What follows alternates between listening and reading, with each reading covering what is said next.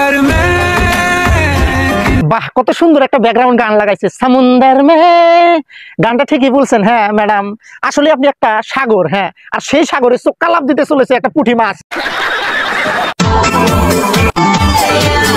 বাপ রে বাপ, আমাদের উপু ভাই দেখি দুবাইয়ের এখন পাটি ব্যবসায়ী হয়ে গেছে। পোলাইবান, আমি তোকে আগেই বলছিলাম তোরা টিকটক কর, টিকটক কর, তোরা শুনোস নাই, তোরা পড়াশোনার ফেলে দান্দা দিছস। হ্যাঁ, পড়াশোনা করে কি বাল করছস রে, কি বাল করছস। আজকে যদি তোরা টিকটক বানাইতি তাহলে ইস আমাদের অপু ভাইয়ের মতন একটা করে পার্টি পটাইতি আর দুবাইয়ের মধ্যে রাজত্ব করতি। डिस्क्लेमर, मेरी आप सबसे गुजारिश है ये वीडियो सिर्फ एंटरटेनमेंट के लिए है। হোয়াটসঅ্যাপ মামা, this is KK and you know I am নুকদি যাকে তাকে। তো আবারও চলে আসলাম জঙ্গলে মঙ্গল করতে আমাদের অপু ভাইয়ের মোটা গার্লফ্রেন্ডকে নিয়ে। আর জঙ্গলে মঙ্গল করতে এই জন্য আসলাম কারণ অপু ভাইয়ের মোটা গার্লফ্রেন্ডকে যদি ঘরে করতাম তাহলে অনেক শব্দ হতো। এটা কি ধরনের পাগলামি? না মানে আমি এই জন্যই বললাম, আমার ঘরের মধ্যে কারেন্ট নাই, হ্যাঁ, আর আন্ধার ঘরে তো কইরা মজা লাগবো না, সেই জন্য অল্প সলগের মধ্যে যদি যাই, আলোর মধ্যে যাই, তাহলে কইরা অল্প মজা লাগবো, মানে রোস্ট। ও আচ্ছা, তাহলে চলেন সবাই ভালোবাসা কমেন্টে লেখেন গুরু, তাহলে ভিডিওটা করি আমি শুরু। अभी मजा आएगा ना भिड़ो। দেখছে ভাই, দেখছে কত বড় দামরি একটা পাঠি ওই আমাদের অপু ভাইয়ের উপরে উঠে যে বইছে। হ্যাঁ, যদি বাই মিস্টেকে আন্ডা দুইটা বাস্ট হয়ে যায় তাহলে আমাদের অপু ভাই কি করে খাবো। ভাই রে, আমাদের এই অপু ভাইয়ের সাকসেসটা দেখে প্রিন্স মামুন যে কিভাবে কাঁদতেছে, ইস, আর আফসোস করতেছে আমি কিসের জন্য যে লাইলারে সাইরা দিলাম। হ্যাঁ, আজকে যদি লাইলা থাকতো তাহলে তো আমি বালিশ ছাড়াই ঘুমাইতাম। সমুন্দর মে। বাহ, কত সুন্দর একটা ব্যাকগ্রাউন্ড গান লাগাইছে, সমুন্দর মে। গানটা ঠিকই বলছেন হ্যাঁ ম্যাডাম, আসলে আপনি একটা সাগর, হ্যাঁ, আর সেই সাগরে চোক্কা লাফ দিতে চলেছে একটা পুঁটি মাছ।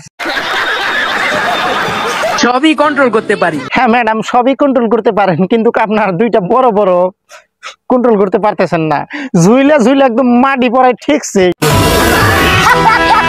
তো আমাদের অপু ভাইয়ের চেহারা প্রথমে ছিল এরকম, তারপরে হয়েছে এইরকম। আচ্ছা আমি অপু ভাই বলি কে, দূর এ তো টিকটক আর মাঙ্গেন নাতি। ভাই এইরকমই থেকে এইরকম পরিণত কখন হয়, যখন একটা চেঙ্কু ছেলে, হ্যাঁ, মোটা হওয়ার ওষুধ খায়, কিন্তু আমাদের অপু ভাই মোটা হওয়ার ওষুধ খায় না ভাই। আমাদের অপু ভাই, হ্যাঁ, এত বড় একটা দামরা গরু থাকতে, পাঠি থাকতে, পাঠির দুধ না খায় কি আর মোটা হওয়া যায় বলেন। আমার একদম ফুল ভাই সুন্দর, হ্যাঁ, আমাদের এই দামরি পাঠির মনে হয় মালাই মারা। হ্যাঁ, কি বলতে চাইছি, ওইটা খাই মনে মোটা হয়েছে। তো অপু ভাইয়ের গার্লফ্রেন্ডকে দেখে আমার মনের ভিতরে প্রেমের মানে উতলায় উঠলো যে আমিও প্রেম করবো। আমি বিজ্ঞাপন দিলাম ফেসবুক ইউটিউবে, তখন একটা মেয়ে এসে আমাকে প্রপোজ দেয়, আমি সেই মেয়েকে রিজেক্ট করে দেই।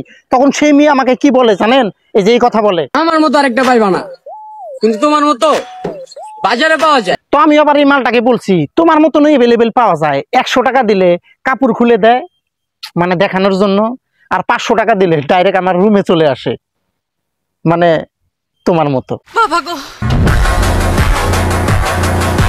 তাই বলি ভাই, আমি এই এঙ্কু চেঙ্কু মেয়েদের সাথে লাইন মারবো না, প্রেম করবো না, আমি একদম অপু ভাইয়ের মতন দামরাই একটা পাঠি পটামু, তারপর আর আমার জীবনে দুধ মুধ কিনা খাইতে লাগবো না, মালাই মেরে খাবো মালাই। ভাই লাস্ট টাইম একটাই কথা বলি, হ্যাঁ, নাপিতরা যদি দামরা দামরা মাল পায় ভাই, তাহলে আমরা যে কিরকম মাল পাবো এক মাত্র ওই যে আল্লাহ মাহবুব জানে, আর কেউ জানে না। ভাই আমার জন্য দোয়া করবেন, আমিও জানি এরকম একটা পাখির মতন একটা বস্তু পাই, যেন আমার রোজ মানে মিল্ক কিনে খেতে লাগে না, এটাই যেন আমাকে রোজ রোজ দেয়, এইটাই দোয়া করবেন।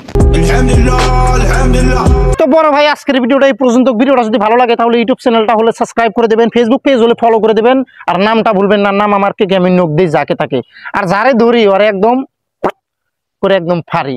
তো আমি হইলাম কেকে সাইড, সে তো বোঝে না, তোমার বোন রে মনটা দিছি।